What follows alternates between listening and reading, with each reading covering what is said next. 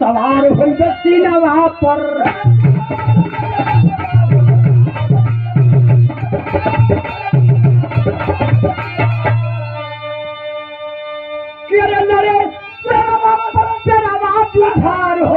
सवार हो सीनवा पर तयाज ले कर झूलने उतार हो सवार हो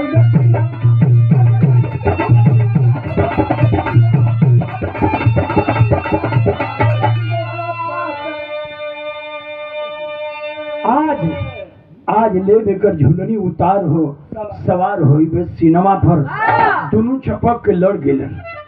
जब लड़ गेलन तो जे भारत का बैठल बा हो बाबू प्रकाश का मचल जय करिया जय प्रकाश का लगल जय करिया अरे तनिया बजल बा झुकल लंदन के पगड़िया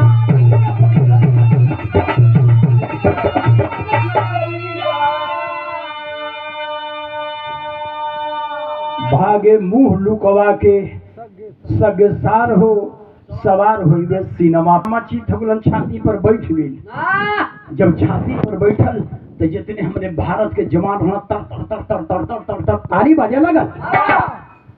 जब ताली बजल तो मम्मा जब छुटलन तो नीचे ही नीचे भागत हुआ भागल चल गए अपना खेमा में। और 7 दिन के बाद